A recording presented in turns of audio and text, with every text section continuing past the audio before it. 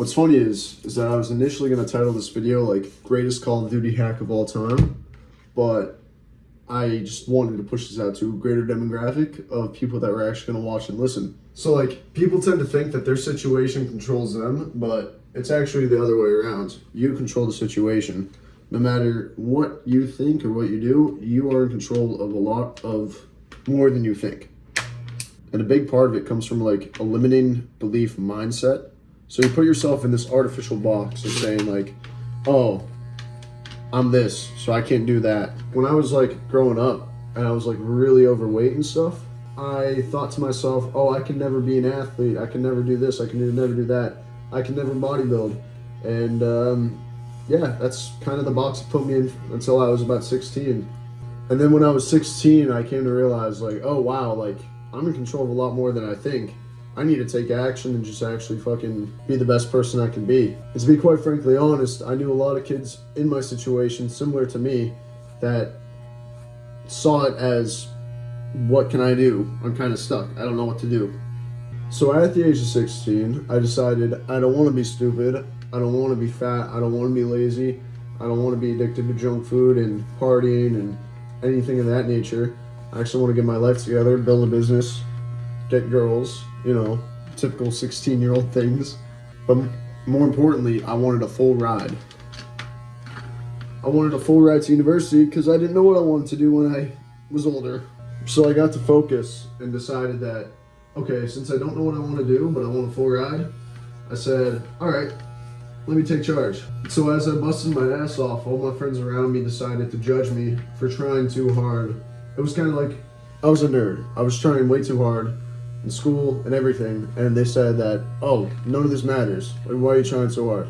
But as they decided to stay in one place and I decided to progress, I started reaping the fruits of my labor while they were leveling up in Call of Duty. I guess it kind of stems from the point of like, when you're growing and people around you are uncomfortable with growing and they see that you're making progress, and although they want to see progress, they don't want to seem like they're being outworked.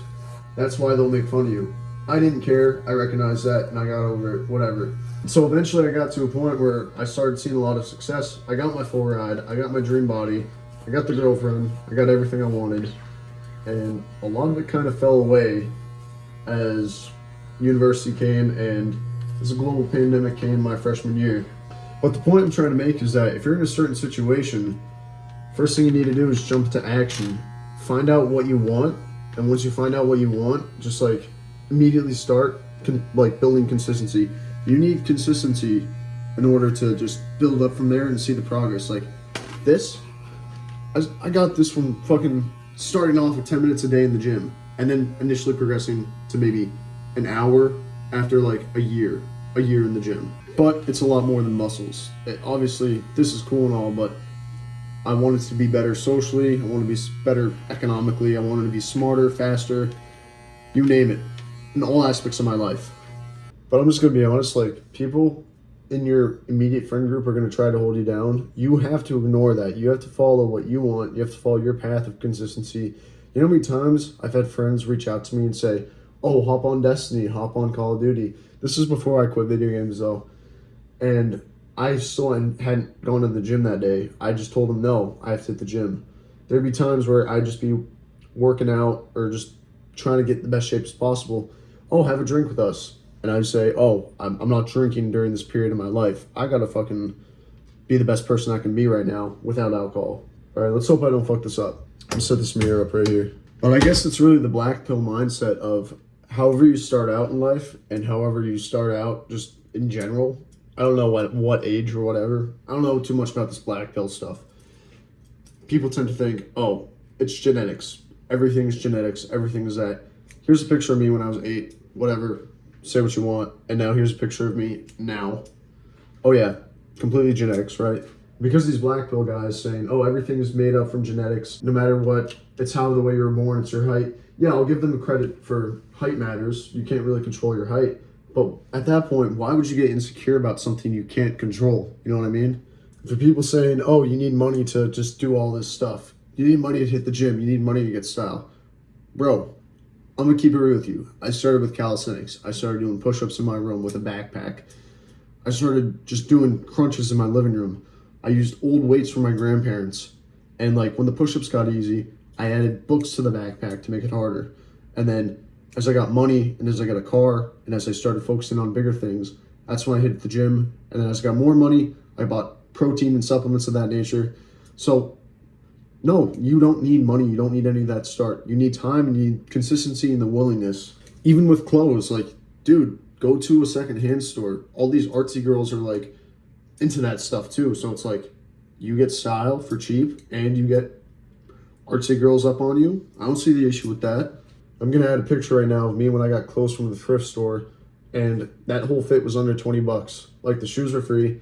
Yeah, the jeans came from Walmart, but those jeans were like, what, 15 bucks? The shirt was 3 bucks. The jacket I got for free, and the chain was 6 bucks from Amazon. So you don't need a lot of money to have style. And like another thing I want to talk about is social skills, is because people tend to think that you need social skills before you start hitting the gym, before you start getting more style, before you start doing a bunch of things that Chad-like behavior, entails of. I'm going to tell you right now, I was not confident when I started going to the gym. I was not confident when I started, working out, getting new style from thrift stores. I always kept my head down. Even in school, I wouldn't answer questions the teacher would ask. I was pretty scared, to say the least. But over time, as I started seeing progress in myself and I started being proud of where I was going, that's when I started, being less scared of my environment. You know what I mean? And then after I started getting confident in those settings, that's when I started just getting better socially.